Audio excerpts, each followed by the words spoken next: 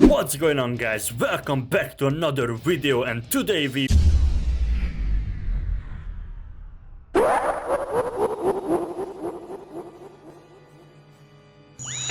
allowed anyone to help me before in your life. Why start now? Why vomiting? Because I wanted him to reawaken the evil in my heart. I'm just gonna throw the AoE green out there. I'm sure he's thinking he can get me. That's... Oh my god, his whole team is dead. Whoa. Now he literally can't attack me because he just does the same thing to me, and I kill either one of his characters. He actually cannot attack. I could just sit here and do this. Hello, it's me. Okay, goodbye.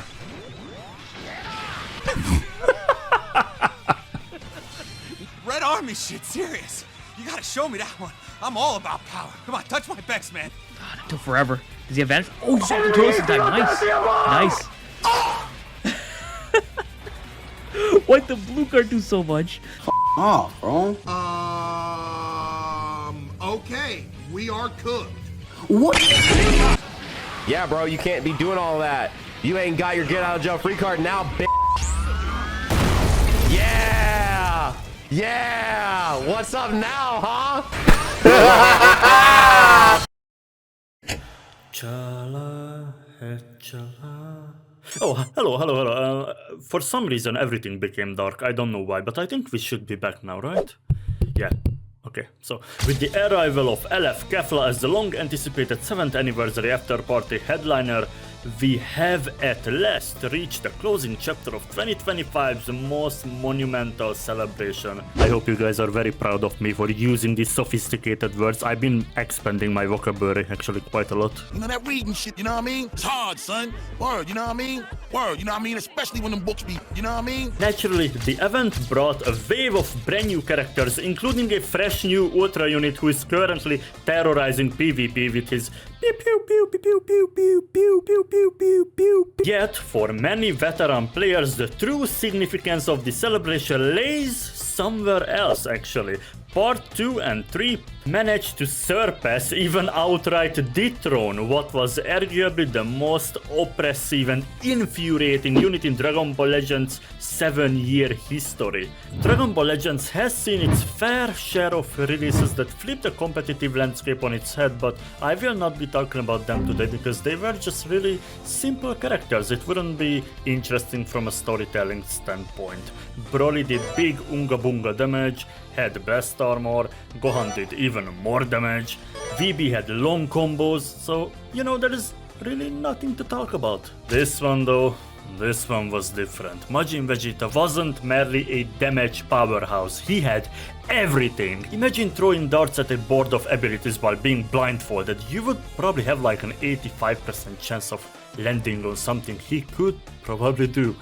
But instead of dropping you into the middle of the chaos, let's rewind back to 2018.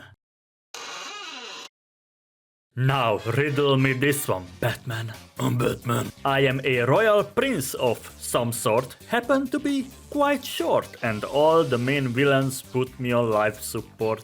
If we truly want to understand why this character was such an anomaly, we need to look at every single Vegeta release in the game. I'm gonna rank them on 4 different levels. We have trash, we have meh, we have good, and we have god. Okay, let's do this. Good, meh, good, trash, good, god, good, meh, good, meh, good, meh, good, god, meh, trash, good, meh, good, trash, good, god, good, trash, good.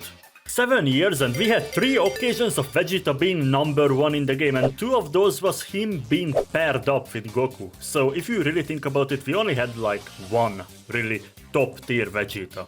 According to the 2021 manga poll, Vegeta is the most popular character in the Dragon Ball Super manga, which is funny because we had plenty of number 1 characters in the game who aren't even that popular, like Bardock and Tag Droids and Android 18 and Peppa Pig and Cooler and I don't know, man. Hideo Kojima, but for some reason, every single time it was Vegeta's turn to be #1 in the game. You know, finally, the developers just went. Muchas gracias, afición. Este para vosotros. Bravo, Deborah. Well done. Well. Please! Majin Buu is as good as awakened. Your body and mind Bro, I did not think it was going to be Vegeta. I'm not even lying. I did not think it was going to be Vegeta. Majin Vegeta. One of the most cracked out ultras ever. That's fire. I like that. I wouldn't try to get Oh! Oh! Filthy artwork. Oh my god.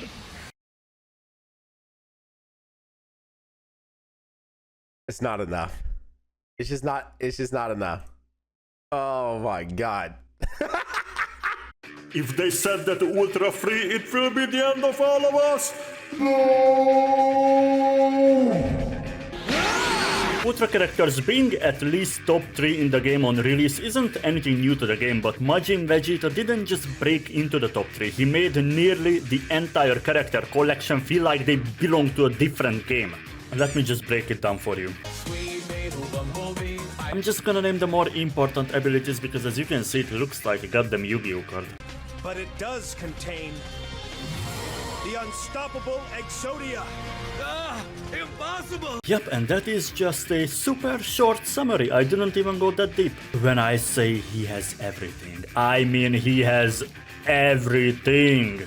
The power, the utility, the tankiness, and to make matters even worse, he fit perfectly into what was already the best team in the game at the time, Majin Buu Saga. We're gonna be discussing why Majin Buu Saga is the biggest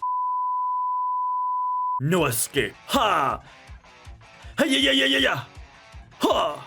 And even if you didn't run that team, who cares? Just throw him into the leader and he would carry you straight to God rank. I personally run him alongside with Corrupted Zamasu and Garlic Jr. and they have nothing in common, mind you. That team was not for him. I didn't have any Zenkai buffers for him, but he was so goddamn overpowered that it worked. And a few days after the initial shock, the community reached for copium. They just want to make you spend your crystals before the Legends Festival. There's no way they won't release a counter. For the people who don't play the game, good for you, man. Keep it that way. The game usually has 2 gigantic celebrations that are packed with content and new characters and stuff like that. One is the anniversary, the other one is the Legends Festival. Think of it as a birthday and Christmas kind of situation. Well, long story short, the Legends Festival came and also went, and Majin Vegeta overshadowed everything, even the Red Unit, who was, you know, sort of designed to deal with him, but spoiler alert, he didn't. He really did not. And at part 2 of the Legends Festival, he gained an equally dangerous ally, the I hope I'm not too late guy. Hope I'm not too late to set my dream straight. If you didn't have him, you were not playing the game. No counter, no weakness, which is a really free-to-play friendly thing to do because, you know, ultra rates are really great and they are very easy to pull. Irony. Of course, as 2025 began, the developers clearly realized that they had made a big mistake and the countermeasures began. Red units like Fusion Zamasu, Super Trunks, Ultra Cell, even a purple unit, Android 17, had a line in his kit specifically tailored to avoid being deleted in 2 cards by Majin Vegeta. 2025 saw multiple meta shifts so far. Future, Daima, Dragon Ball Saga, Universe Rep, but through it all one constant thing remained. Majin Vegeta holding a spot in the top 10. We ended up at a point where everybody was hating on him so much that people started to treat him like Voldemort. We didn't even say his name. So, you couldn't even say his name? I mean, yeah, because... oh no!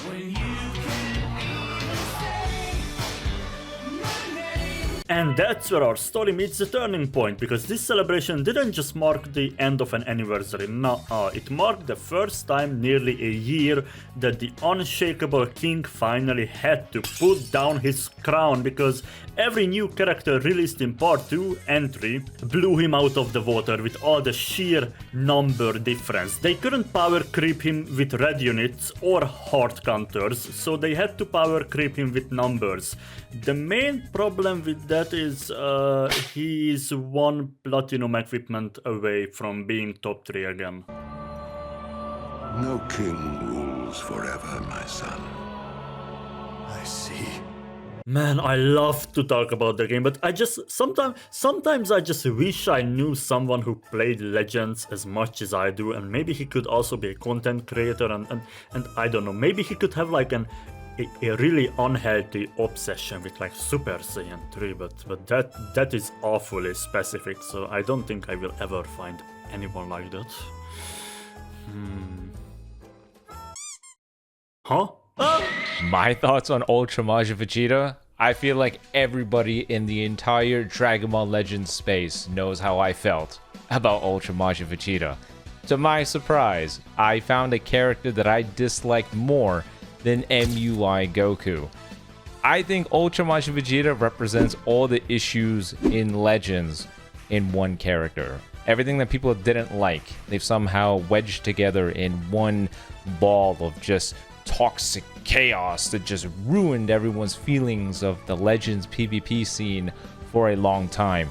The only people happy about it were probably Vegeta Clan mains. It's almost like the 7 years of crappy Vegeta units just merged together and gradually funneled to making an overpowered character, a once-in-a-generation level character. But to me, he just represented all the mistakes the game had made put together. Just on a list, think about this character. We're talking about a guy that had level 2 card draw speed, tons of cover nullification, a counter gauge, 2 lives, an AoE green, debuffing, 2 timer cancel locking in, a sniping ultimate, the countering gauge that gave him a free blue card to hit you, super easy type neutral, Dragon Ball destruction, a disrupt that funneled perfectly into his counter gauge. You could not find a more perfect character to make. This guy is one of the best aging ultras simply because he had everything. There was nothing that this guy was missing. You could argue the only thing that he was missing was support, but he was so good that he made everyone else around him look like they're just supports. Everyone else was just cheerleaders for him. He was that good. This guy, they use Super Saiyan 3 Goku as the poster boy of why they're trying to make a new philosophy. I think it's a lie. I think the real character that they were looking at when they were trying to make this new philosophy was Ultra Majin Vegeta. They just didn't want to make it an Ultra character to save face. They didn't want it to be like, oh, people are going to associate this negative thing to what makes us the most money. 100% they wanted to avoid that. So Super Saiyan 3 Goku was the poster boy used instead. It's Ultra Majin Vegeta. Everything put together just made him the most obnoxious character to ever deal with. He was just so free. He just let you win games so easily. Free damage for nothing. Free disrupt for nothing. Locking in for nothing. AoE greens for nothing. He was just the most mindless, mind-numbing character of all time. Even though they made Ultra Cell to deal with Ultra Majin Vegeta, he was so good, most people did not care. He was there, and it still wasn't enough. This was one of the most targeted counters to one specific character, and the guy went unfazed. That's how good this guy was. The new philosophy that they made is 100% to deal with him. And if they didn't do anything about amplifying damage guard numbers, he would still be running crazy to this day. I promise you, if they released all these characters that we have right now, Death Beam galore, Goku and his locking in and whatever, if damage guard numbers were still sitting at 70-80%, I promise you Majin Vegeta would still be used more. He's still used now. I see him every once in a while. You can't say that for any other Ultra, just this guy. I still see him used even now. So to me, Ultra Majin Vegeta, the biggest mistake Legends has ever made. What a nightmare. A little bittersweet, I know, to say that, wow, finally a really premium Vegeta is really good, but everybody hates him. But hey, the same thing happened to me. Finally, a super good Super Saiyan 3 Goku, and everybody hates him, and he's the poster child for just nuking out 99% of the game. What a joy to be a fan of these characters, huh? There is this quite popular creator called Goresh who basically plays Dragon Ball Legends as a full-time job now, and not just that, but he's probably one of the best players in the game. He makes tier list videos every single month where he ranks characters on a top 10 list, and people trust his opinion quite a lot. His most recent one did not have Majin Vegeta on the list, which made everyone really surprised, including me. And actually this is the main reason why I made this video. I want to thank Raiyuden for jumping into the video. Thank you very much, man, it means a lot, and be sure to check him out. We have to support small content creators, and thank you to you for watching until the very end. Bye bye.